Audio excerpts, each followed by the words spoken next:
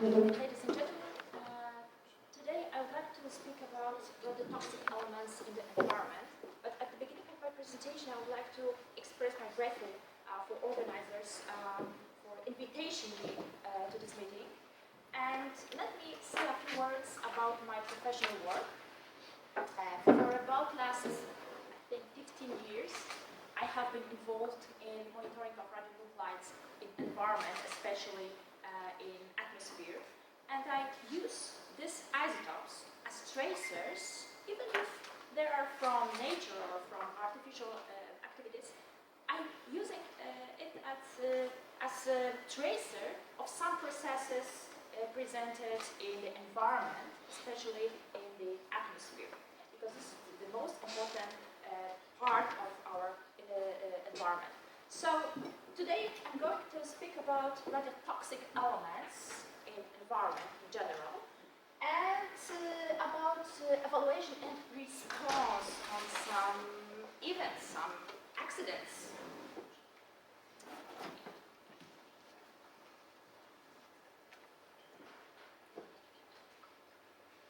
Most of you know me. I work at University of Technology in Institute of Applied Radiation Chemistry. So I'm involved in this kind of activities. So radiotoxic elements in environment. We have here two information. First one, radiation.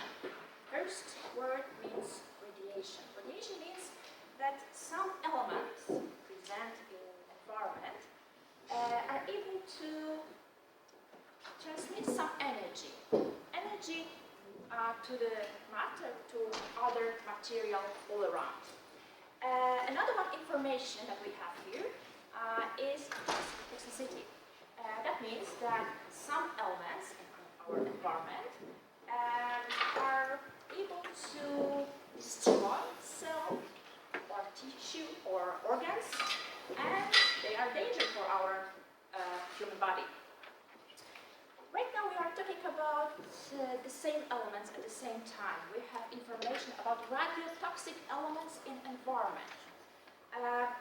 What is the origin? The first origin and the most, I think, popular, common, well-known, is nature. In our environment, in water, in soil, in rocks, all around, we have a lot of natural radionuclides, but in some special events, some accidents, we can have also some other artificial radionuclides. So there are some more origins of these radionuclides, for example, nuclear accidents, for example, waste management, for example, medical activities, for example, mining also, or research facilities. So we can produce radiotoxic elements and inject it to the atmosphere or to the environment in many ways. And the purpose of this presentation is to realize the presence of radiotoxic elements in the environment and assess the effects and propose strategies for response and mitigation.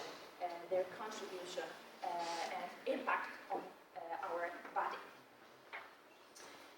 When we are talking about radiation, we can describe this process as transmit of the energy.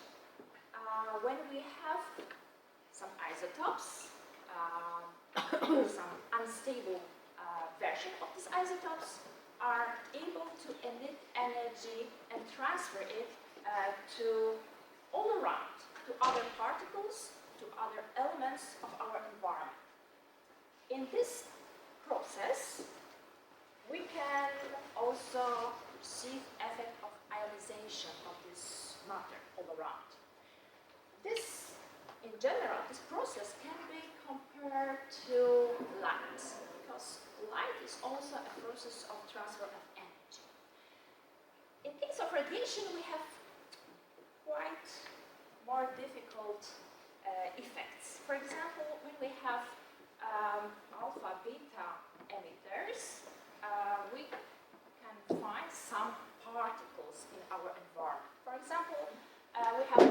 uranium in the ground, in our rocks. So this is case of alpha emitters, which is present completely natural in our environment, and in some cases can become quite harmful for our body. We're afraid of alpha particles because this kind of particles are very dangerous for human body. Most of these particles have very high energy and transfer this energy in very small area. The penetration area is very small. That's why this kind of emitters, alpha emitters, are very dangerous for human body in case of inhalation or injection. In case of beta emitters, for example, strontium iodide in our environment, the influence on our body is not so maybe danger because their way of penetration is quite big. Region of process of ionization is quite large, and biological effects are quite maybe not so dangerous. And we have also some gamma emitters. For example, cesium-137 or cobalt-60.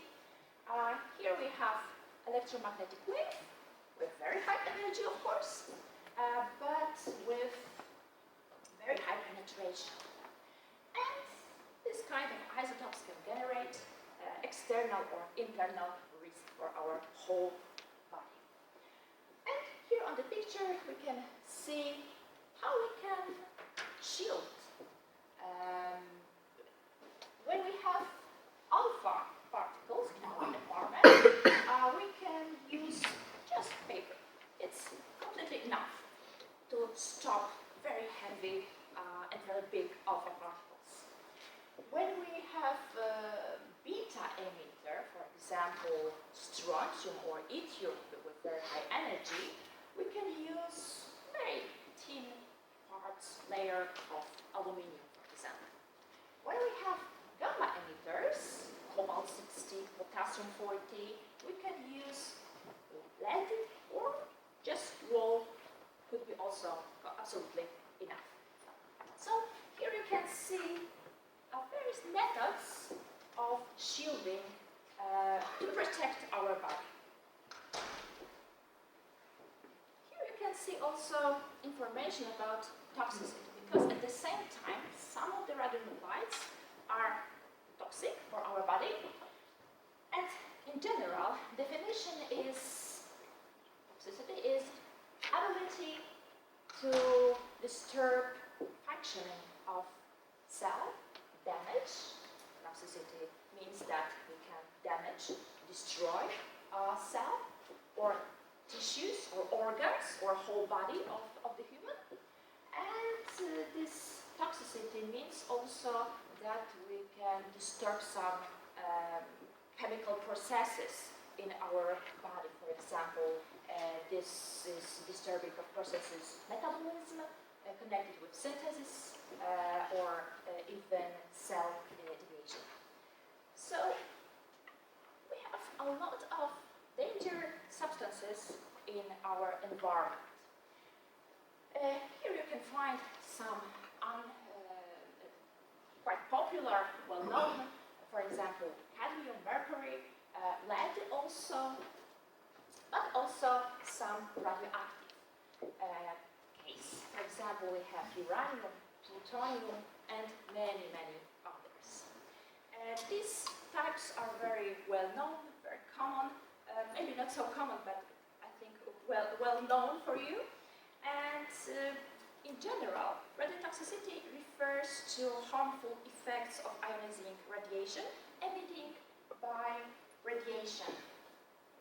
These elements can cause cellular damage and increase risk of cancer, for example, when the exposition is especially in long time.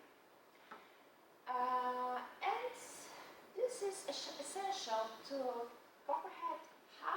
these elements interact with biological system. We should know how these kind of substances can influence on our body and can impact on the environment in general. And when we have this kind of knowledge, we are able to protect ourselves or living organisms in the environment. Here is a list of all elements, and this with green color are the most toxic and of course radioactive. For example, we have here polonium. I think most of you, after first lessons with me, quite good can, I think, find information about application of this isotope, because this was an example of poison used in practice, unfortunately. Here we have a lot other isotopes. For example, we have thorium, protactinium, uranium, and most of these isotopes are here in ground. For example, in these walls, in this building, in rocks and soil all around, and also in atmosphere or water that we drink every day. So here are some other with some applications. For example, here we have also polonium, which can be used in science. We have also example of radonium, isotope which is very popular, but in gases form. That's why we can inhale it. We have also actinium, natural isotope in uranium decay chain. And here we have a lot of other, much less radiotoxic for our organism. Atomic law gives us some radiotoxicity classification. We can share all well-known isotopes and divide them on 4 groups. We have here group number 1, which contain the most radiotoxic elements known apparently. Here we have, for example, lead-210. Here we have also polonium-210, radium, uranium, thorium, plutonium, and many others.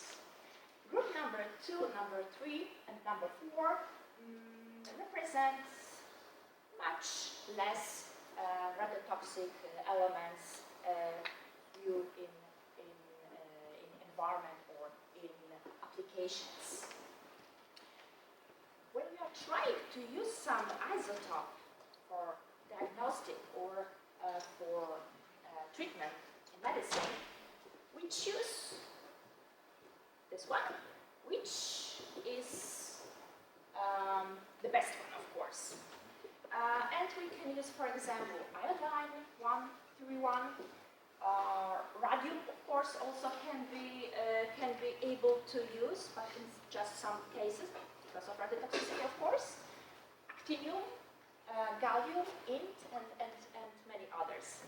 We have a lot of isotopes applied in medicine because of some medical processes and to find some information about the cancer, about its localization, or to treatment, to save, to protect our health. So in some application, we need some maybe more toxic isotopes in some activities. But when we have completely clean nature, we still can find some radiotoxic elements in our environment because we have some minerals. Even in Poland, we can find uraninite, autunite, monacid, torbenite, for example. Here we can find completely natural radionuclides which can be for example, in Kobani region. This is place where we have some uranium mining activities. So even in Poland we can find this kind of examples, and quite interesting because of very high concentration of, for example, the uranium, thorium, and many other isotopes. And you can here find many others examples where we still have some isotopes, but it's not natural. We can find here, for example, smoke detector. Here we have americium or plutonium isotopes.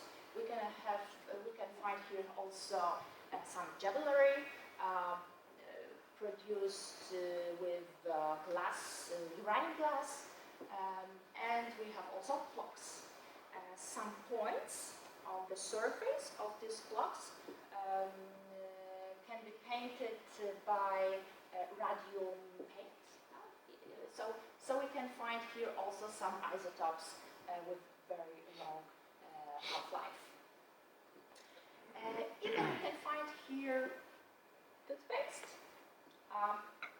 very common product, but in the past it was quite common to add some isotopes to daily use products because people believe that radiation can have also a positive influence on human body. Unfortunately, example of women painting the surface of the clocks is much more dramatic, because most of these women died because of biological effects of influence of radium on human body. It's not definitely positive. We have different pathways how isotopes can enter the human body. Internal contamination is the worst for our body, of course. But, for example, by inhalation, by injection, by food eating, for example, or eating of contamination from surface of our skin, we can input our contamination inside to our body. But it's because radionuclides are in environment, in homes, in environment directly, in water, in soil, in food that we eat. For example, in food we have a lot of potassium 40. We can have also sodium. Also, we have a lot of the tritium. So we can put a lot of isotopes inside our body. But how isotopes can enter to the environment? Because of some waste management, not proper, because of some chemical activities, because of nuclear accidents, and many other situations can inject some isotopes to our environment. When we are talking about contamination, we can have different situations. Of course, we can have external contamination of our skin, our clothes. We can have internal contamination of our internal structure of our body by inhalation. We can have also external exposure from point sources. So even when we are staying at home, we can inhalate radonium with very high concentration, which can be dangerous for people. That's why we need to control radonium concentration right now in Poland. We can also eat isotopes because of contaminated food. We can, for example, we have bananas with a lot of concentration of potassium 40. Even in milk, we can find potassium also, but also sodium or for example, cesium.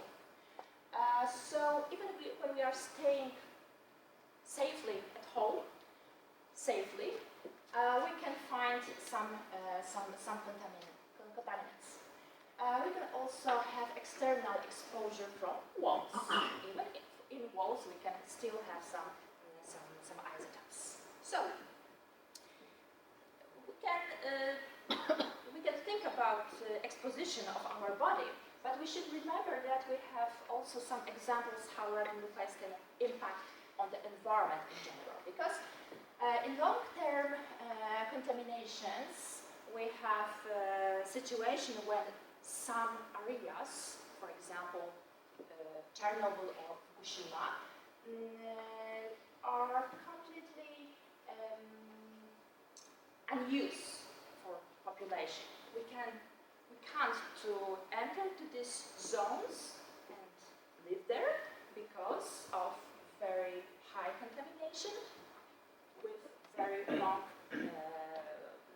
with isotopes with very long half-lives. We have also bioaccumulation of the isotopes in plants and animals, and by food chain, this kind of plants or animals we can also eat, so we can put some contamination also to our body. And when we have some contaminated region areas, we have some disturbance in water supply or some agricultural productivity reducing or limitations. So here you can find a map of isotopes in environment. I told you a lot about these natural radionuclides. For example, we have a lot of uranium-238 decay chain. We have also uranium-235 decay products, and thorium, of course. Most of these isotopes and decay products can be transferred in the environment. All these isotopes can migrate between water, between soil, between rocks, and we can be also exposed by cosmogenic radiation or cosmogenic radionuclides in the atmosphere. So this is natural situation, but also we can have a different situation with some artificial radionuclides, which can be emitted from nuclear accidents. So here we have cesium, iodine, xenon, or strontium, or even plutonium, which also can mix in the environment.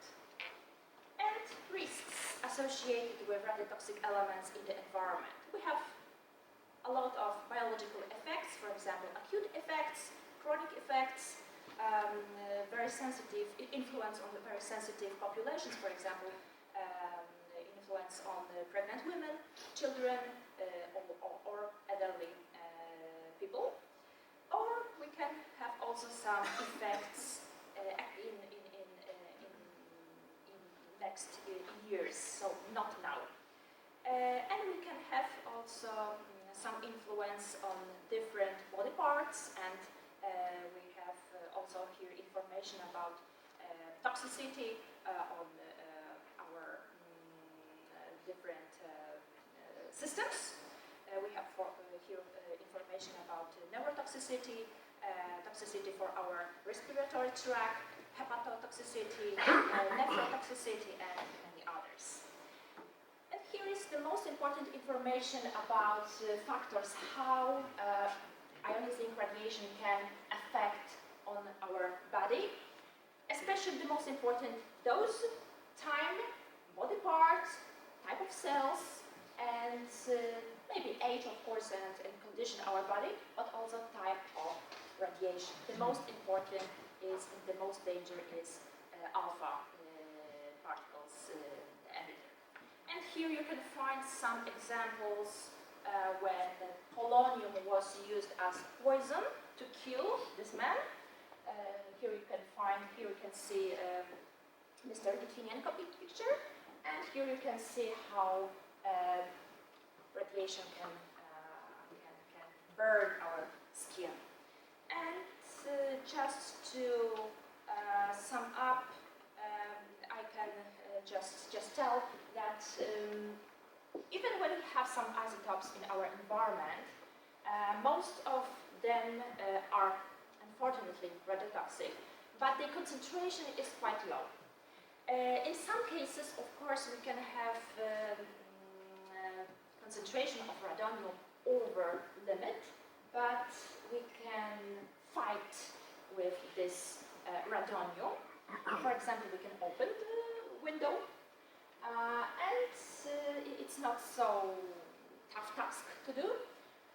We can also mitigate the risk, and we can collaborate globally to work out some technologies to